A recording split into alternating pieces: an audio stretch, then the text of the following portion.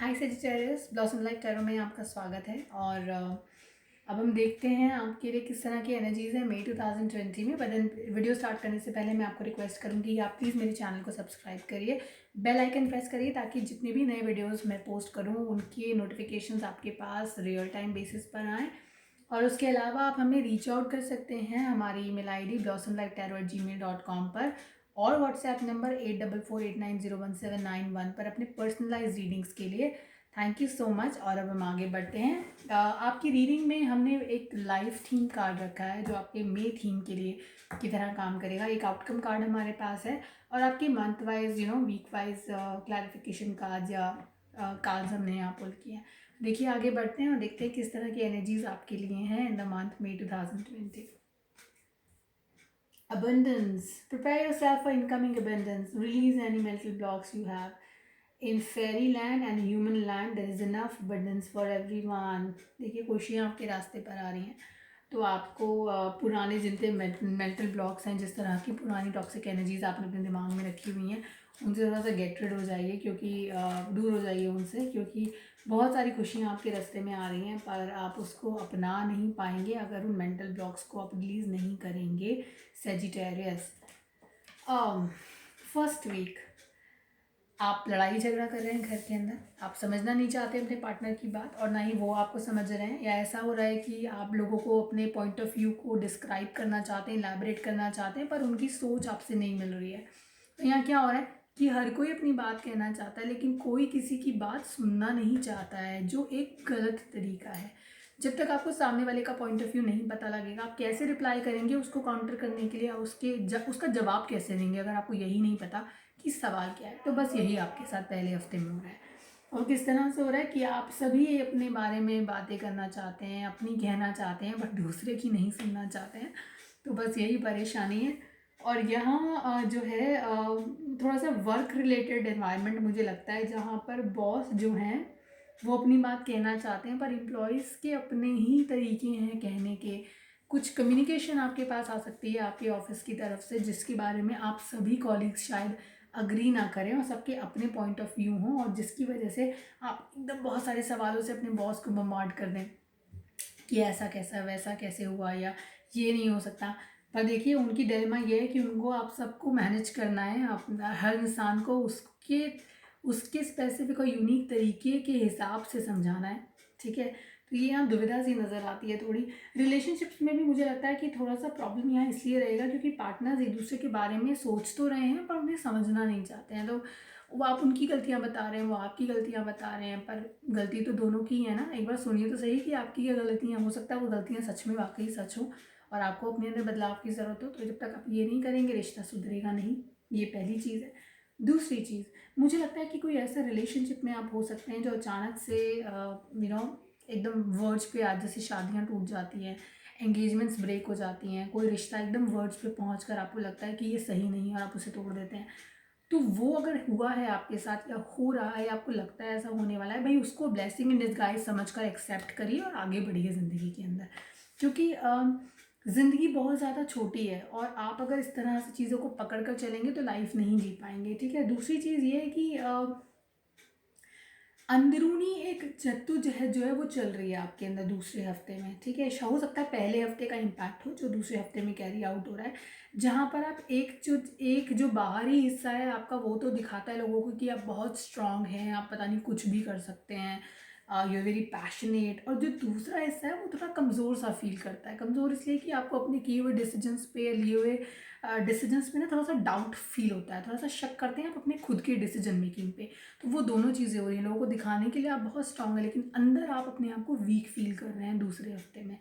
ठीक है, हो सकता है ये इस इवेंट की वजह से हो, जो एकदम से चीज़ें ख़राब हो गई, आप बाहर से दिखाएं कि आप बहुत स्ट्रांग है, आपको कोई फ़र्क नहीं पड़ा, रिश्ता टूट गया, या अगर आपका जॉब नहीं बनता है या कोई प्रपोजल एक्सेप्ट नहीं होता, आप कहें कि भी बाहर से हम स्ट्रांग हैं, हमें कोई फ़र्क नहीं, लेकिन अंदर आपको पता है कि आप टूट गए हैं, अंदर आपको पता है कि आप वीक फील कर रहे हैं। ठीक है, थर्ड वीक में पहुँचते पहुँचते फोकस जो है पूरा इमोशंस पे हो जाएगा। तो इमोशंस, प्यार, लव, रिस्पेक्ट, ये चीज़ें मुझे नहीं मिली, मुझे ये चाहिए, ये जो चाहिए वाली जो सिचुएशन है ना, ये आपके साथ हो जाएगी। आपका पूरा फोकस इसी पे रहेगा कि कैसे अपनी इमोशनल लाइफ को थोड़ा सा स्ट्रीमलाइन करूँ, इमोशंस को स्टेबलाइज करूँ। ठीक है, इमोशनल स्टेबिलिटी तो है ही है, लेकिन उसके साथ साथ आप अपने इमोशन को स्टेबलाइज करने के लिए शायद आप थोड़े से वो दानवीर करण टाइप्स अवतार में आ जाएंगे, जहाँ आप लोगों की मदद करना शुरू कर देंगे अपनी तरफ से, कि आपको अंदर से फील हो, अंदर से थोड़ा सा डैमेज जो अंदर हो गया आपके, आप उसको रिपेयर करने की कोशिश करेंगे बाय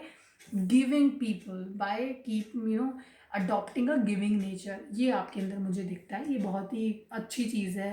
वह है ये है कि टेम्प्ररी अरेंजमेंट है, आप थोड़ा टाइम के लिए तो अच्छा फील करेंगे, लेकिन बार बार रह रह कर वो चीज़ आपके दिमाग में आती रहेगी जो चीज़ पीछे छूट गई है, ठीक है। अब मैं आपको एक और चीज़ बताती हूँ, जो दूसरे हफ्ते में इवेंट्स हुए आपके साथ, उसका जो बेस था एक्चुअली आपके लिए ब्लेसिंग इन डिस्गाइज गार्ड इसलिए आता है क्योंकि वो रिश्ता मुझे लगता है कि किसी तरह के एडिक्शन की तरह था। एडिक्शन, जब हम एडिक्शन कहते हैं, एडिक्शन वो चीज़ें होती हैं जो आपकी लाइफ को स्टेबलाइज तो नहीं करती हैं, लेकिन आपकी लाइफ में प्रॉब्लम ज़रूर लेकर आती हैं, क्योंकि उनका कोई फ्यूचर नहीं होता है, उनसे कोई वैल्यू ऐड नहीं होता आपकी ज़िंदगी में, आप चीज़ें खोते हैं, पाते कुछ नहीं। जैसे अगर आप ड्रग्स के प्रॉब्लम में फंस जाते हैं, दवाइयाँ लेते हैं, नाइट पिल्स लेते हैं, स्लीपिंग पिल्स लेते हैं, उसका शरीर पर कहीं ना कहीं असर ज़रूर होता है, ऐसा नहीं है कि नहीं होता, लेकिन आपको टेम्प्रेरी प्लेजर ज़रूर मिलता है कि टेम्प्रेरी आपको अच्छी नींद आ जाती है, और उस पर डिपेंडेंसी आपको और ज़्यादा बीमार कर देती है। उसी तरह से रिश्ते जो सेक्स पर, फिजिकल नीड्स पे बेस्ड होते हैं, वो कुछ वक्त तो आपको अच्छा लगता है, फ़ायदा होता है, शायद साल 2 साल आपको अच्छा लगे, 2.5 साल से ज़्यादा उनकी ज़िंदगी नहीं होती जो रिश्ते प्लेजर पे बेस्ड होते हैं, ठीक है। और जब वो टूटते हैं तब भी लोगों को थोड़ा सा ब्रोकन फील होता है कि एक एडिक्शन टूटा है। बस वही आपके साथ लास्ट वाले वीक में आपको एनर्जीज आती हैं, तो वो थॉट्स आपके अंदर आ रहे हैं उस चीज़ों को लेकर, और इसकी वजह से आपको नुकसान उठाना पड़ सकता है। तो थोड़ा सा ध्यान रखिएगा कि जो सेकंड वीक में इवेंट्स हो रहे हैं, उनको आप जब कवर अप करने की कोशिश कर रहे हैं तीसरे हफ्ते में, बाय बीइंग अ जेंटलमैन या जेंटल लेडी, जो भी बनने की कोशिश कर रहे हैं, वो आपको अंदर से और ज़्यादा तोड़ देगा। तो उस चीज़ का थोड़ा ध्यान रखिए। हर चीज़ का सॉल्यूशन एक अलग तरीके का होता है, हर प्रॉब्लम का अलग सॉल्यूशन होता है, हर प्रॉब्लम का एक सॉल्यूशन नहीं होता है। तो आपको वो आइडेंटिफाई करने की ज़रूरत है अपनी ज़िंदगी को स्मूथ बनाने के लिए। एंड ऑफ द जो आउटकम कार्ड है आपका, जो मंथ में आपको छोड़ के जाएगा, आपको कंफ्यूज छोड़ के जाएगा, डिसीजन मेकिंग में कंफ्यूज, रिश्तों में कंफ्यूजन लेकर आएगा आपके लिए। आप कोशिश तो अपनी तरफ से कर रहे हैं अपने इंटेलेक्चुअल के हिसाब से इसको स्टेबलाइज करने के लिए लाइफ को, लेकिन लाइफ इतनी दिखती नहीं है स्टेबलाइज। और दूसरी एक और चीज़ जो मुझे लगती है वो यहाँ पे ये लगती है कि अगर बहुत सारे लोग कमिटमेंट ढूंढ रहे थे ना, कि रिश्ते में कमिटमेंट होना चाहिए, रिश्ता मुझे कमिटमेंट नहीं मिल रहा है मेरे पार्टनर से, आपको लास्ट वीक में कमिटमेंट मिल सकता है, लेकिन वो कमिटमेंट जो है ना वो पॉजिटिव चीज़ नहीं है आपके लिए। मुझे ऐसा लगता है वो आपके पार्टनर की एनर्जीज थोड़ी सी मैं कहूँगी थोड़ी सी टॉक्सिक हैं, शायद वो आपको उतना खुश नहीं रख सकते हैं जितना आप किसी और के साथ रह सकते हैं, पर आप डिसाइड ही नहीं कर पा रहे हैं, और उसी कन्फ्यूजन के बीच में आप डिसीजन ले रहे हैं, और शायद उसी कमिटमेंट को लेकर आप बाद में end of the month confuse भी फील करेंगे फर्दर, ठीक है। ये एनर्जीज हैं, काफ़ी मिक्स्ड हैं आपके लिए। कुछ एक क्लैरिफिकेशन कार्ड्स हम लोग यहाँ पुल करने की कोशिश करते हैं, और उसके अलावा हम लोग आपका रिलेशनशिप, आपका यूनिवर्स और आपका एंजल कार्ड भी देखेंगे, और देखेंगे कि किस तरह की एनर्जीज आ रही हैं आपके लिए। हर मंथ का, हर वीक का एक हम लोग क्लैरिफिकेशन कार्ड लेते हैं, उसके बाद हम आगे बढ़ेंगे।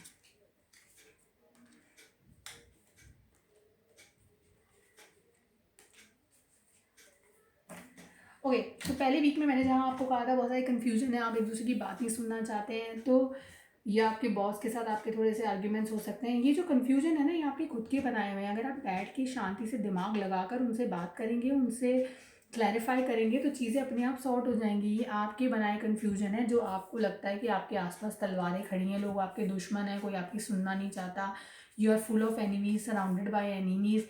ये आपकी खुद की सोच है, क्योंकि आंखों पे पट्टी है। जब आंखें खोल के देखेंगे ना, तो आपको इन तलवारों के बीच में से भी रास्ता नजर आएगा, पर आप वो फिलहाल नहीं कर सकते, क्योंकि आंखों पे पट्टी है, सोचना ही नहीं चाहते, तो फिर चीज़ें कैसे बदलेंगी। दूसरा हफ्ता आपको बात करता है ब्लेसिंग इन डिस्गाइज की, चीज़ें बदलती हुई दिखती हैं। तो या ऐसा है कि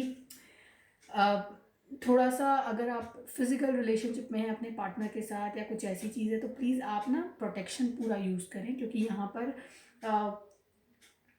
कंसीविंग कार्ड्स हैं, तो मुझे ऐसा लगता है कि शायद अनवांटेड प्रेगनेंसी जैसी कुछ चीज़ें हो सकती हैं सेकेंड वीक में, तो उसका थोड़ा सा ध्यान रखें, आप केयरफुल रहें, ये ज़रूरी है। और मस्ती में मौज में या बहुत स्ट्रांग है, कुछ नहीं होगा, वो ओवर कॉन्फिडेंस आपको लेकर डूब सकता है। तो प्लीज़ अपना ध्यान रखिएगा यहाँ पर। प्लस आपको ग्रूमिंग की ज़रूरत पड़ेगी यहाँ पर। कोई आपकी मदर आपकी बहुत ही हेल्पफुल रहेंगी, ऐसी कोई सिचुएशन अगर आती है तो हो सकता है अपनी मदर पे डिपेंडेंट हो सकें उसके सॉल्यूशन के, प्रॉब्लम के सॉल्यूशन के लिए और आपकी नर्चरिंग के लिए। तो आपको जिस ग्रोथ की ग्रूमिंग की ज़रूरत है सेकेंड वीक में ब्लेसिंग इन डिस्गाइज सिचुएशन के अंदर, वहाँ पे आप अपनी मदर पे डिपेंडेंट हो सकते हैं। अपने दुख के लिए, एडवाइस के लिए अपनी मदर पर डिपेंडेंट हो सकते हैं। कार्ड बहुत स्ट्रॉन्ग है प्रेगनेंसी को लेकर, तो मैं यही कहूँगी कि प्लीज़ आप थोड़ा सा ध्यान रखिए। अगर आप फैमिली वे हैं और आप एक्चुअली प्लान कर रहे हैं तो ये कार्ड्स आपके लिए पॉजिटिव हैं, क्योंकि pregnancy for sure on cards पर है। It is short success in pregnancy and conceiving if you are planning your way towards your family or you're planning a family right now. Okay, that's one thing. थोड़ा सा reunion हो सकता है आपका किसी पुराने पार्टनर के साथ, किसी के साथ मिल सकते हैं जिसको आप पहले से बहुत अच्छे से जानते हैं लेकिन बहुत टाइम से बातचीत नहीं हुई। हो सकता है वो आएँ, आपसे मिलें, बातचीत हो। अच्छा फैमिली टाइम भी हो सकता है। आपके पार्टनर्स जो हैं आपस में क्लोज आएंगे, एक दूसरे से बात करेंगे और चीज़ें बहुत पॉजिटिव रहेंगी लास्ट वीक में उन लोगों के लिए जो ऑलरेडी रिलेशनशिप में हैं। जो लोग रिलेशनशिप में नहीं है, कमिटमेंट आएगा आपके रास्ते में, लेकिन कमिटमेंट को लेकर शायद आप खुश ना हो। एक और चीज़ जो मैं कहूँगी वो यहाँ पे ये हुआ कि कुछ लोग अगर रिलेशनशिप में है, ऐसा हो सकता है रिलेशनशिप ब्रेक हो जाए और यहाँ पे आपके साथ एक अरेंज मैरिज वाली सिचुएशन आ जाए, जिससे एक टॉक्सिक रिलेशनशिप खत्म होके एक नया ट्रांसफॉर्मेशन आपकी लाइफ में होगा, एक बदलाव आएगा आपकी लाइफ के अंदर। तो उसका ज़रा ध्यान रखिएगा। वो जो बदलाव आएगा वो पहले कार्ड आपके लाइफ थीम कार्ड से मैं उसे कनेक्ट कर रही हूँ, वापस सर्कल बनाकर यहाँ से यहाँ लेकर जा रही हूँ। और मैं आपको ये बोल रही हूँ कि ये अबेंडेंस जो है, अबेंडेंस ये आपके इस डिसीजन के साथ भी आ सकती है। खुशियाँ आपके दरवाजे पे खड़ी हैं, सिर्फ आपको राइट डिसीजन लेना है और वो आपके घर के अंदर होंगी। तो ध्यान रखिएगा सारी एनर्जीज़ का, अपना ध्यान रखिए, अपने परिवार का ध्यान रखिए, खुश रहिए, घर पे रहिए, बाहर मत जाइए। अगर आप बाहर जाएंगे तो अपने लिए बीमारी और अपने परिवार के लिए भी बीमारी लेकर आएंगे। ठीक है, खुश रहिए।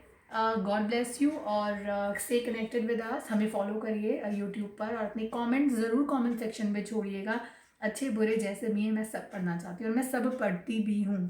ओके, और लाइक भी करती हूँ सारे कमेंट्स खुद personally. Okay, so thank you so much. Take care. Goodbye and God bless you guys. Bye bye.